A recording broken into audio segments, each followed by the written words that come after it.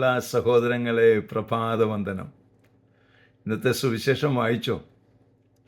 സുവിശേഷത്തിൽ പറഞ്ഞിരിക്കുകയാണ്, ഞാൻ ഈ ഭൂമിയിൽ സമാധാനമല്ല കൊണ്ടുവന്നിരിക്കുന്നത്, വാളാണ്. മകൻ അപ്പനെതിരായും മകൾ അമ്മയ്ക്കെതിരായും മരുമകൾ അമ്മായിയമ്മയ്ക്കെതിരായും ഭിന്നിക്കും.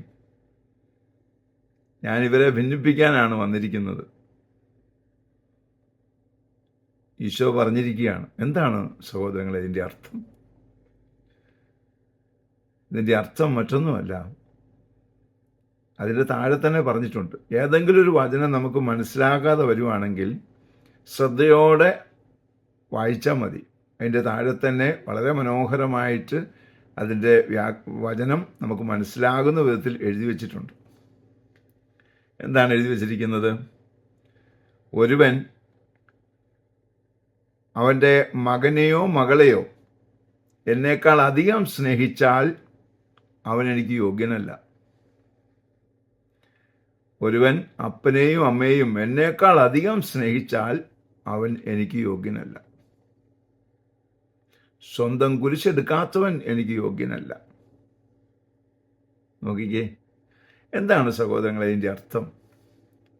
അതായത് ഈശോയെ കൂടുതൽ സ്നേഹിക്കാൻ തുടങ്ങിയാൽ നമ്മൾ ഈശോയ്ക്ക് വേണ്ടി എന്തെങ്കിലുമൊക്കെ ചെയ്യും.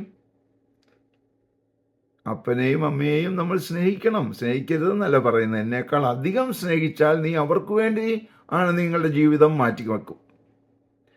എന്നാൽ ഞാനാണ് നിങ്ങളുടെ ജീവിതത്തിൽ ഇമ്പോർട്ടൻസ് എങ്കിൽ എൻ്റെ കാര്യത്തിന് വേണ്ടി നിങ്ങൾ ജീവിതം മാറ്റിവെക്കും. അതുകൊണ്ട് ഞാൻ കൊണ്ടുവന്നിരിക്കുന്നത് സമാധാനമൊന്നുമല്ല, ഞാൻ കൊണ്ടുവന്നിരിക്കുന്നത് വാളാണ്. വാളെന്ന് പറഞ്ഞാൽ എന്താണെന്ന് അറിയാമല്ലോ അല്ലേ? ഇരുതല വാളിൻ്റെ മൂർച്ചയേറിയ വചനം. ആ വചനം നമ്മൾ വായിക്കുകയും ആ വചനം നമ്മൾ ധ്യാനിക്കുകയും ആ വചനം നമ്മൾ അനുസരിക്കുകയും ചെയ്യുമ്പോൾ നമുക്ക് കിട്ടുന്ന നമ്മൾ ഉണ്ടാക്കിയെടുക്കുന്നതാണ് സമാധാനം. ആ സമാധാനം നമുക്ക് കിട്ടിയാൽ ആ സമാധാനത്തെ തകർക്കാൻ ഈ ലോകത്തിൽ ഒരു ശക്തിക്കും സാധിക്കുകയില്ല.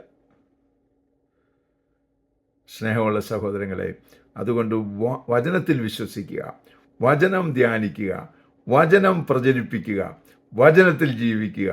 അങ്ങനെ ലോകം നൽകാത്ത സമാധാനം അനുഭവിച്ചെടുക്കുക. അതിനുള്ള കൃപയ്ക്ക് വേണ്ടി പ്രാർത്ഥിക്കാം. പരിശുദ്ധ അമ്മേ സഹായിക്കണേ. വിശുദ്ധ ഔസേപ്പ് പിതാവേ ഞങ്ങൾക്ക് വേണ്ടി പ്രാർത്ഥിക്കണേ. പരിശുദ്ധാത്മാവേ എഴുന്നള്ളി വരണേ. പരിശുദ്ധ പരമ ദിവ്യകാരുണ്യത്തിന് എന്നേരവും ആരാധനയും സ്തുതിയും പുകഴ്ചയും ഉണ്ടായിരിക്കട്ടെ. ആമേൻ.